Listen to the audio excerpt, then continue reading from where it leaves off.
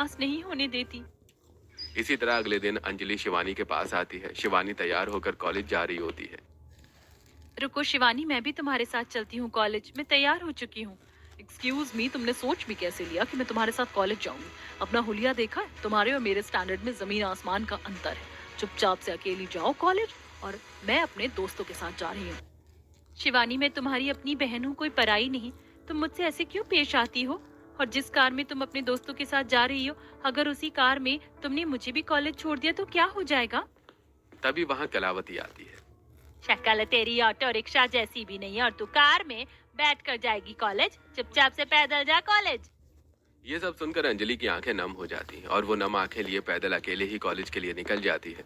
वहीं शिवानी कार में बैठकर कॉलेज के लिए निकल जाती है। इसी तरह कुछ हफ्ते गुजरते हैं और एक दिन कलावती के घर में एक इनविटेशन कार्ड आता है, जहां शिवानी, उदय, कलावती तीनों बहुत खुश होते हैं।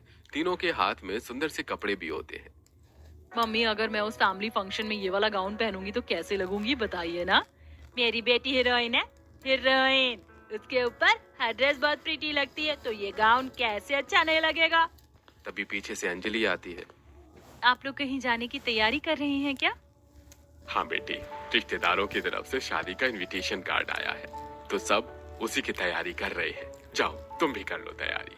क्या सच में मैं भी आप लोगों के साथ जा रही हूँ? रुकिए, मैं अभी तैयारी करके आती हूँ। एक सेकेंड उदय जी, आपसे किसने कहा कि हम अपनी फैमिली फंक्शन में इस लड़की को भी लेकर जा रहे हैं? वो पार्टी अपनों की है, परायों की नहीं, और इसे वहाँ कोई नहीं जानता। और ना मैं इसे इंट्रोड्यूस करवाना चाहती हूँ, तो इसलिए ये लड़की उस पार्टी में नहीं जाएगी। अरे पागल हो गई हो क्या तुम कलावती? अंजलि भी हमारे साथ पार्टी में जाएगी। पापा, अगर ये जा रही है तो फिर मैं नहीं जा रही उस पार्टी में, क्योंकि मैं नहीं चाहती कि कोई मुझे इस फटीचर लड़की की बहन समझे।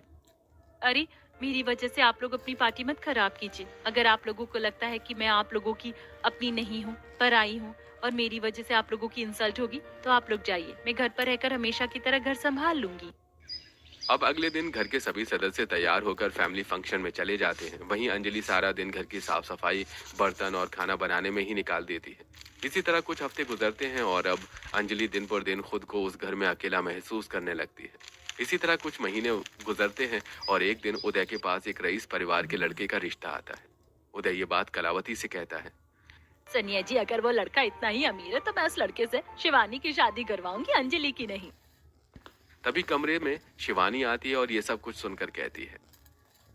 मम्मी प्लीज, मैं अभी शादी नहीं करना चाहती हूँ। मुझे अपनी लाइफ अभी और एक्सप्लोर करनी है, और मेरी उम्र अभी इतनी नहीं हुई है कि मैं शादी के बंधन में बंध जाऊँ। अच्छा होगा कि आप ये अमीर रिश्ता मेरी सौतेली बहन को ही दे दें, क्योंकि मैं अरेंज नहीं, लव मैरिज करूंगी, चाहे जब भी करूँ। लो कलावती, सुन लिया तुमने शिवानी का फैसला? अब तो तुम्हारी खुद की बेटी इस रिश्ते से मना कर रही है। ठीक है, अगर मेरी बेटी को नहीं पसंद है रिश्ता, तो आप अंजलि की ही शादी करवा दीजिए इस घर में। अब उदय फोन पर लड़के वालों से बात करता है और उन्हें अपने घर आने को कहता है। उसके बाद उदय अपनी बेटी के कमरे में जाता है, जहां काल कोठरी के कमरे में अंजलि अपने कपड़ों को फोल्ड कर रही होती है। पिताजी, आप यहाँ? क्या हुआ, कहिए। वो दरअसल बेटी, मैं तुम्हें ये बताने आया था कि एक दो दिन में तुम्हें लड़के वाले देखने आ रहे हैं। पिताजी, आपने मेरी शादी फिक्स कर दी। पर क्यों पिताजी? आप जानते हैं ना कि मुझे शादी से बहुत डर लगता है। सौतेली माँ तो मुझे हर दिन परायपन का एहसास दिलाती ही है, और अब आप चाहते हैं कि मैं शादी करके अपने सास ससुर जेठ नंद देवरानी के मुंह से भी यही सब सुनूं। ससुराल तो वैसे भी लड़कियों का अपना नहीं होता कभी। बेटी, शादी तो एक ना एक दिन करनी ही है ना। और क्या पता इस नरक से निकलने के बाद तेरी जिंदगी स्वर्ग में बदल जाए। तुझे वो सभी सुख मिले जो तुझे इस घर में नहीं मिला। पता नहीं पिताजी, पर अब मुझे किसी चीज की इच्छा नहीं है, और अकेलेपन की अब आदत सी हो गई। पर आप कह रहे हैं तो मैं एक बार लड़के वालों से मिल लूंगी। अब 2 दिन बाद अंजलि को देखने के लिए लड़के वाले आते हैं, जहां अंजलि ने सिंपल सा फ्रॉक सूट पहना हुआ होता है। अरे, आपकी बेटी तो बहुत शांत और सुशील है, हमें बहुत पसंद आई आपकी बेटी। हाँ, मेरी देवरानी तो सच में बहुत मासूम सी है, पर बहुत चुप चुप है, कुछ बोलती नहीं है क्या ये? जी, मेरी बच्ची शुरू से ही कम बोलती है। अरे कोई बात नहीं अंकल जी, आपकी बेटी की ननद बहुत चटर पटर बोलती है, आपकी बेटी को भी बोलना सिखा देगी। ये लोग इतना बात का बतंगड़ क्यों बना रहे हैं? अगर इन्हें मेरी ये सौतेली बेटी पसंद आ गई तो रिश्ता पक्का करके जाते क्यों नहीं है? मुझे ही इस बात को फटाफट निपटाना होगा। बेटी अंजलि, कुछ बोलो, तुम भी बताओ, तुम्हें लड़का पसंद आया? हाँ, मुझे लड़का पसंद है। उदय जी, आपकी बेटी को तो लड़का पसंद है। मोहन बेटा, तुम भी अपनी राय रखो। पापा, मुझे भी लड़की पसंद है।